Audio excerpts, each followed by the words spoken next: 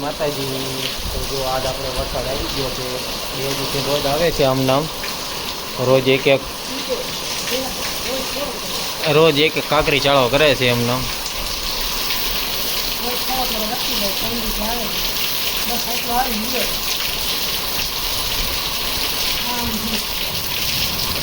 તો અમારે ઓલી વાડી બાજુ છે વરસાદ. ઇનપા આવે એવું થઈ ગયું છે વરસાદ. અને આપણે તો પાછો આવ્યો છે હવે.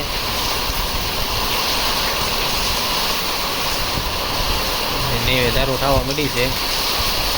અને જો આપણે ઢોરા પાસે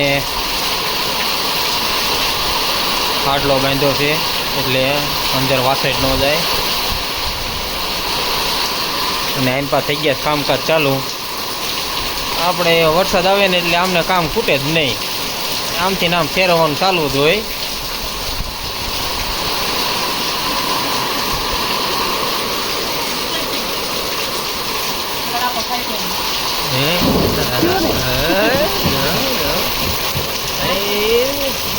હવે કડાકા ને ભડાકા ચાલુ થઈ ગયા છે હવે.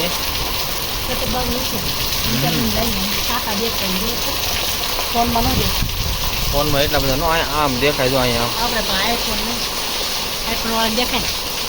એમને દેખાય. હા એને દેખાય.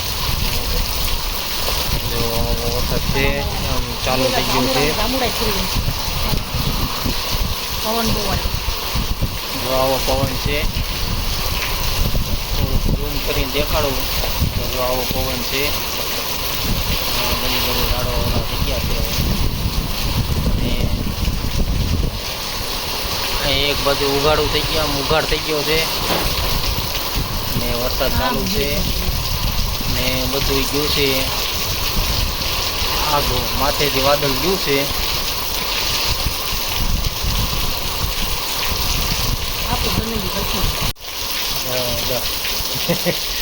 વરસાદ આવ્યો કરતી હતી લાઈટ વહી ગઈ છે.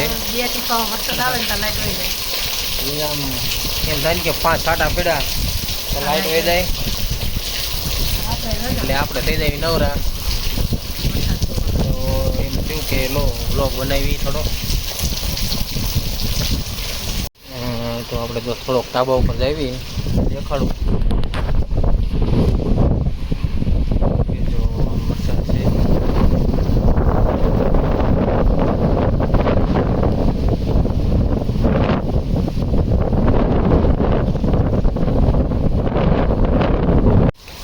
આપણે હેઠે ઉતરી ગયા. બહુ માથે પવન છે. એ ભજીયા બનાવો હવે. હજી થી આઈન પા જોતી હતી ને એ બારીક એન પા બધો સાટા બધા અંદર આવે. તો ભજીયા બનાવો હવે. વરસાદ આવ્યો ઠે ન હોય તો ખોટ ગઈ ને તો એમ કે છે દાદો વરસાદ પડે તો ભજીયા બનાવવાના છે, નકર નથી બનાવવાના. એવું હોય? દાદો વરસાદ પડે તો જ બનાવવાના છે. હા એ વાત હેસી. વાંચવાથી આપણે થોડો નજારો થોડો આવો છે. ઉઘાડ થઈ ગયો છે.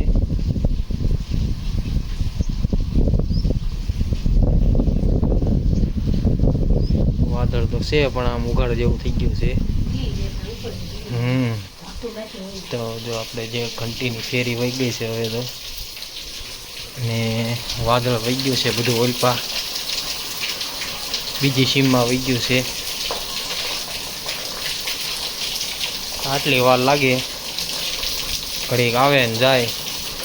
રોજ 10 થી 15 મિનિટનો ટાઈમ રહેશે. કાં 10-15 મિનિટ આવતો હોય છે ને? એટલો તો આવતો હોય છે ને.